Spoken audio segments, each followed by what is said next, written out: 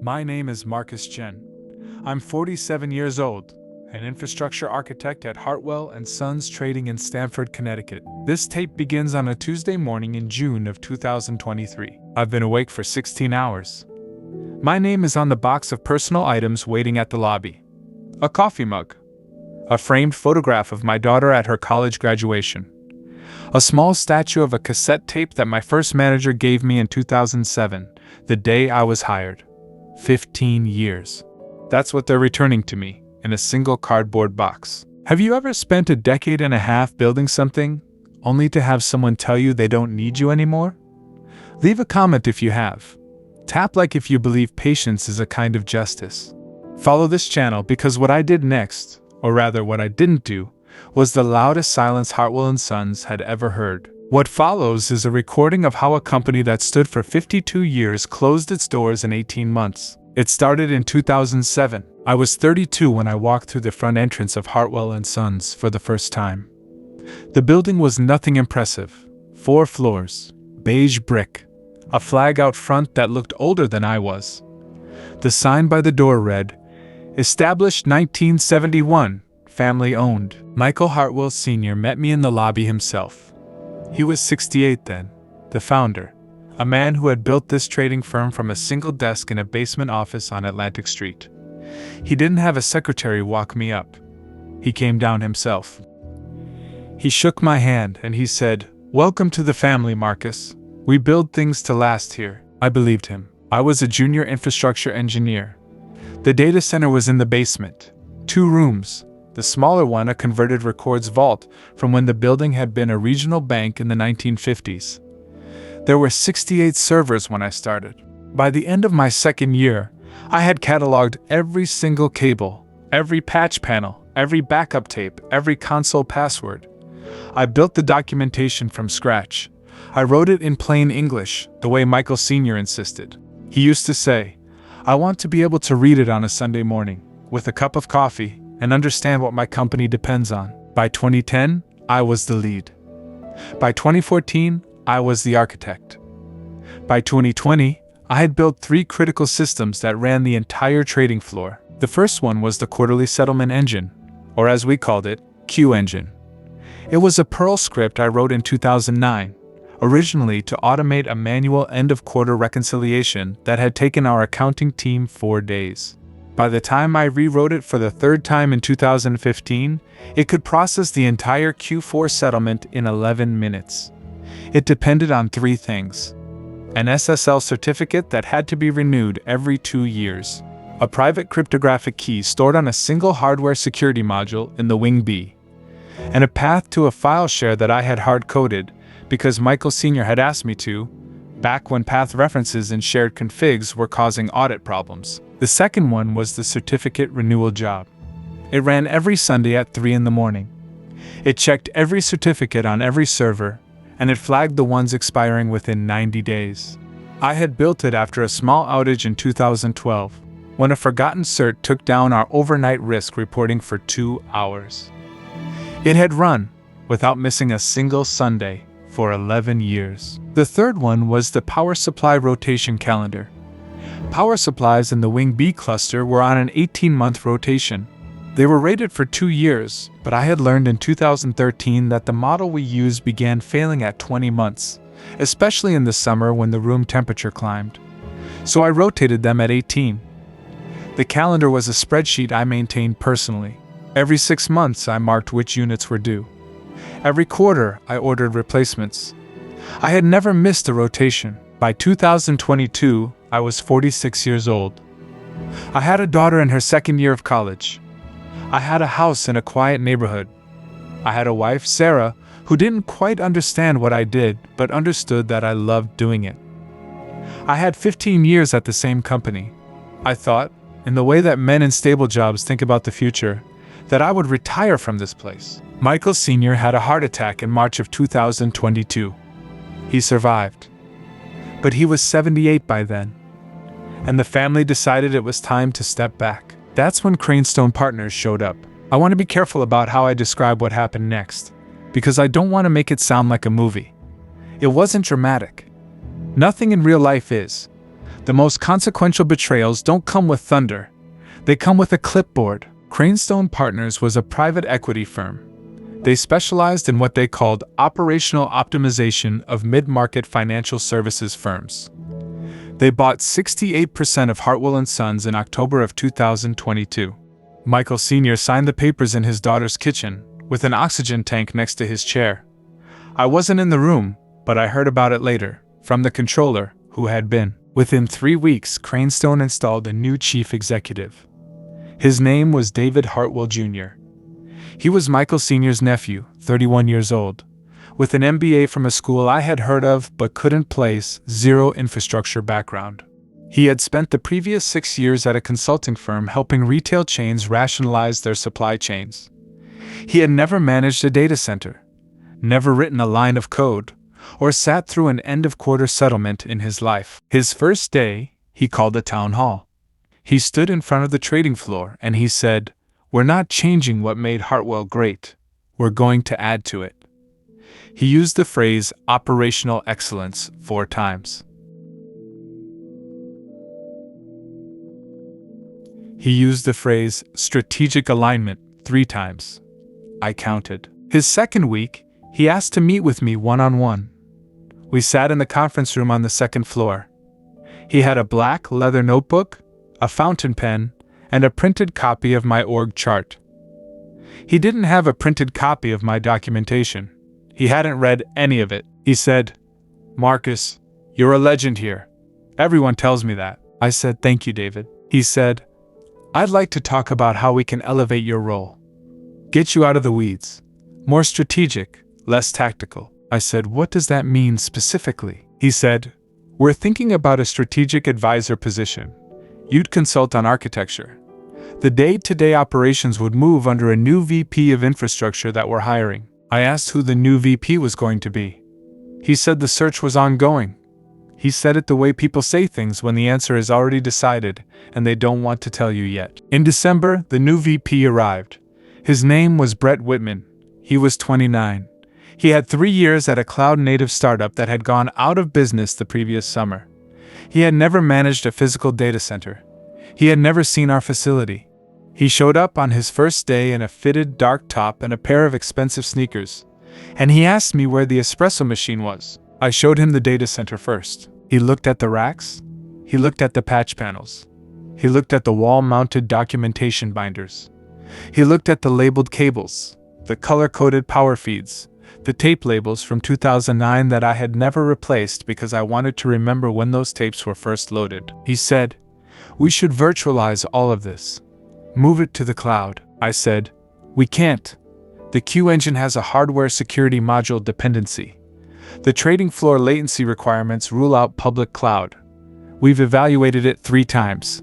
The economics don't work." He said, "We'll see." In January of 2023, my title changed to Strategic Advisor. My direct access to production systems was revoked. I was told this was for compliance reasons. My office was moved from the 2nd floor to a converted conference room on the 4th floor, with no window and a broken ceiling tile that nobody fixed. For 6 months, I sat in that office.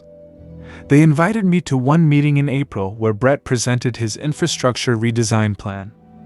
I read it carefully, and it had 4 typographical errors in the first page. The migration timeline assumed downtime windows that the trading floor couldn't allow. I emailed David a polite note explaining the issues, but he simply thanked me, and the plan never changed. In June, on a Tuesday morning, I was called to Human Resources. The conversation lasted 9 minutes. David sat across from me, with a woman from KraneStone I had never met. He said, "Marcus, we've decided to take a different direction. Today will be your last day." He slid a severance offer across the table. It was the legal minimum. No bonus, no extended health care, no transition period. I read the paper.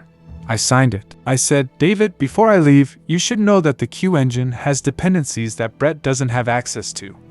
The certificates, the keys, the file share path. There are operational details that aren't in the public documentation.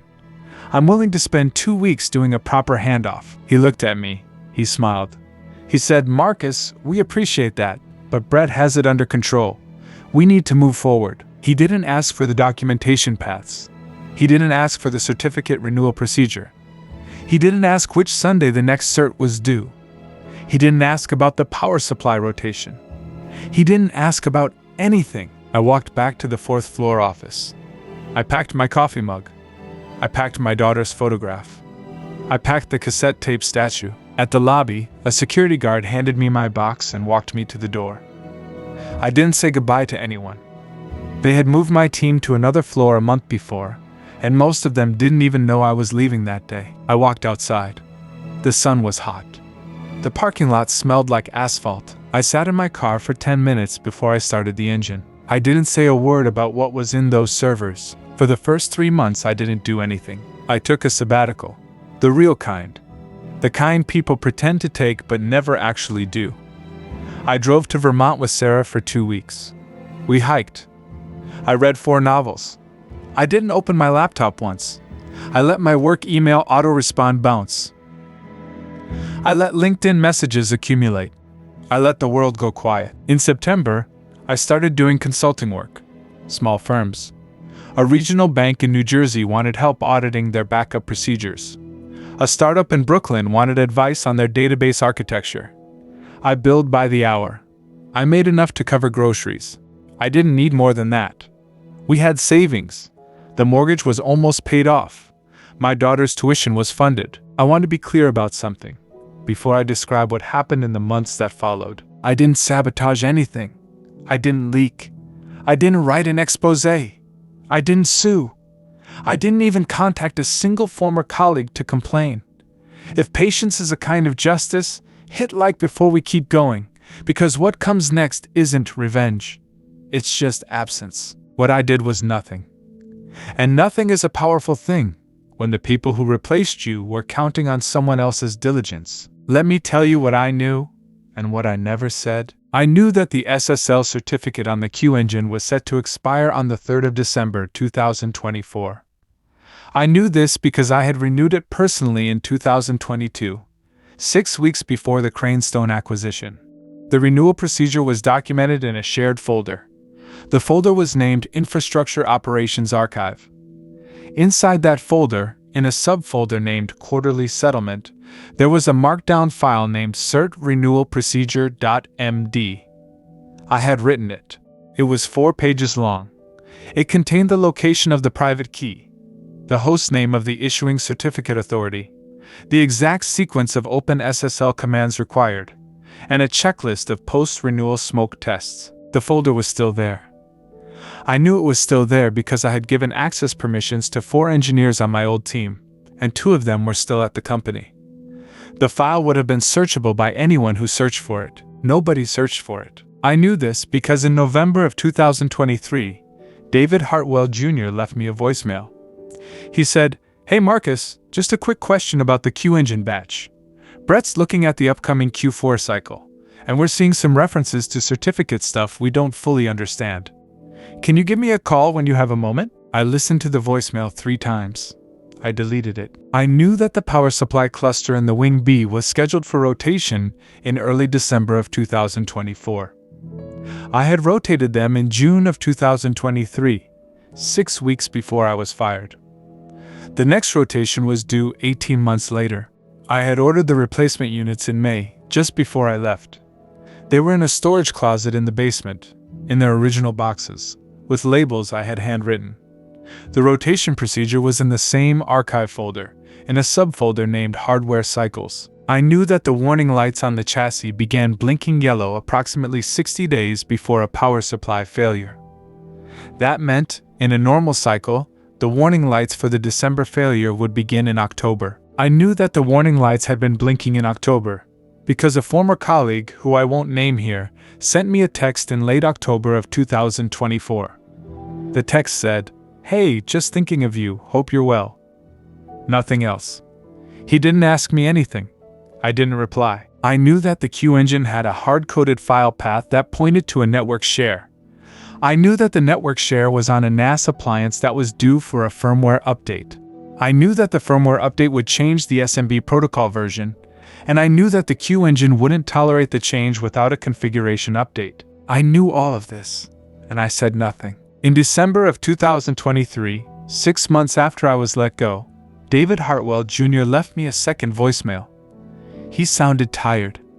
He said, "Marcus, look, I know we didn't part on the best terms, but we could really use your insight on a few things. We're prepared to bring you on as a paid consultant. Whatever your rate is, we'll meet it." I didn't return the call. In March of 2024, Brett Whitman emailed me. The email was casual, almost friendly. He said he was reviewing the legacy documentation and had questions about some of the older Perl scripts. He said he understood there might be some hard feelings, but he hoped we could be professional about it. I drafted a reply. I drafted it 3 times. The first version was long. The second version was angry. The third version was just 1 line. I deleted all 3. I never sent anything. In June of 2024, exactly 1 year after I had walked out of the building, Sarah asked me if I felt guilty about it. We were sitting on the back porch. The sun was setting. She handed me a glass of wine, and she asked me, very quietly, if I felt guilty. I thought about it for a long time before I answered. I said, "Sarah, I built every one of those systems on my own time, in my own way, with documentation that was searchable and clear. I offered on my last day to do a proper handoff. They told me they didn't need it. I'm not obligated to volunteer information that they refused to ask for." She looked at the wine in her glass. She said, "That's fair." We didn't talk about it again. In October of 2024, the warning lights began to blink. I know they did, because the same former colleague sent me a second text. He said, "Wing B's got some flickering chassis lights this week. Brett doesn't seem worried.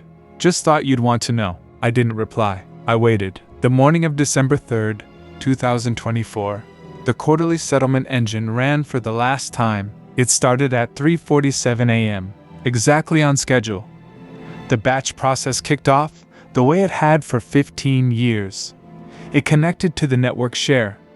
It pulled the day-end trading records from the previous quarter. It began to write the settlement reports to disk. At 3:51 a.m., the SSL certificate, which had been valid for 2 years and 7 days, expired. Q Engine threw an exception. It couldn't establish a secure connection to the internal authentication service. It logged the error. It retried. It logged again. It retried again. The script was configured to attempt 5 retries with exponential backoff. By 4:03 a.m., all 5 retries had failed. The settlement batch terminated. $2.3 million in trades remained unsettled. The morning batch report wasn't generated. The Security Operations Console flagged the failure at 4:08 a.m. The on-call engineer was a contractor who had been hired 3 months earlier. He paged Brett. Brett paged David. By 4:30 in the morning, 3 of them were on a conference call. I know the timing because David told me later. In a phone call I never returned. They spent the first hour trying to identify the error. The script had logged a vague TLS handshake failure. The on-call engineer, who had never worked with the Q engine, didn't know what the error meant. Brett, who had spent the previous 18 months talking about cloud migration, didn't know either. They opened a ticket with the certificate authority. The authority's overnight support line didn't answer until 6 a.m. By that time, the trading floor was beginning to wake up. The morning team arrived at 6:30. The unsettled trades were sitting in a holding queue. By 7 a.m., the FINRA reporting deadline for previous day settlements was less than 4 hours away. They began drafting an emergency exemption request. At 7:45 a.m., while the team was still trying to renew the certificate manually, the first power supply warning escalated, and a power supply in the Wing B chassis cluster failed. The redundant supply took over, but the chassis logged a critical event. At 8:12 a.m., a second power supply failed, and the chassis began throttling. At 8:31, a third power supply went down, and the chassis powered off. 12 servers went offline. Among those 12 servers were the primary and secondary nodes for the Trade Authorization Service. The trading floor lost its ability to authorize new trades. The morning markets opened at 9:30. Hartwell & Sons couldn't trade. By 11 a.m., 3 institutional clients had called. 2 of them suspended their accounts pending an explanation. The third one, a pension fund that represented 40% of Hartwell's quarterly revenue, asked for a written report by end of day. David called me at 12:03 p.m. I didn't answer. He left a voicemail. He said, "Marcus, we have a situation. We need your help. Please call me back. Please." I listened to the voicemail. I deleted it. The recovery took 6 days. They restored partial service by Friday by spinning up emergency cloud instances and migrating the most critical workloads. The Q engine, however, couldn't be restored without rebuilding the certificate chain from scratch. The private key, which had been on the hardware security module, was inaccessible because the rotation procedure documentation referenced a recovery passphrase that no one on the current team had. The passphrase had been in my password vault, which I had transferred to the company's vault on my last day. The company's vault administrator had been laid off in September of 2024 as part of a cost rationalization. By the time they reconstructed the certificate chain and restored the Q engine, it was December 10th.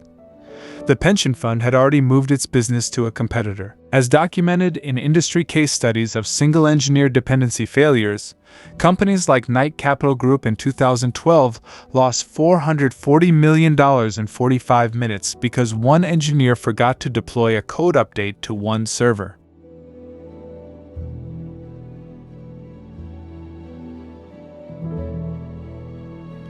The pattern is well known. The lesson is that institutional knowledge is not the same as institutional documentation. When you let go of the people who built your systems, you let go of the people who know which parts of the documentation are actually important. In the end, Hartwell & Sons lost its operational liquidity in just 6 days, with no buffer of expertise left to recover. In January of 2025, KraneStone Partners exercised their earnout clause negative. The acquisition agreement had included a clause that allowed them to claw back 15% of the purchase price if operational performance fell below a stated threshold. They claimed the threshold. The Hartwell family didn't have the resources to challenge it. In February, the pension fund's departure was reported in a small article in a regional financial trade publication. The article didn't mention the technical cause. It mentioned operational disruptions affecting settlement procedures. Other clients read the article. 2 more left within the month. In March, KraneStone announced that Hartwell & Sons would be restructured. The trading operations were sold to a regional competitor based in Hartford. The infrastructure was decommissioned. The Stamford building, which had housed the company since 1983, was put on the market. David Hartwell Jr. was let go in late March. His LinkedIn profile was updated within a week. It now reads, in the present tense, Strategic Advisor and Consultant, Technology Operations. Brett Whitman left 2 months earlier. I don't know where he went. I didn't look. In late March, I received a phone call from a number I didn't recognize. It was the chief executive of the company that had acquired Hartwell's trading operations. He had found my contact information through a former colleague. He said, "Marcus, I know this is awkward, but you built the systems we just inherited.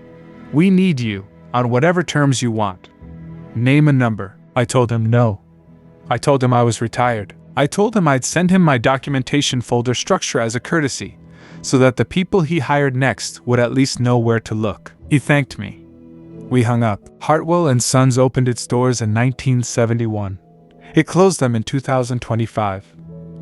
Michael Hartwell Sr., the founder, passed away in February of that year, 3 weeks before the announcement. I sent flowers to the funeral.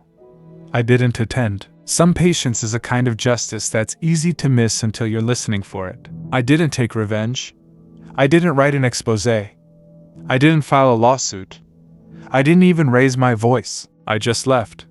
I left, and I let the silence speak. The silence of certificates that expired. The silence of power supplies that failed.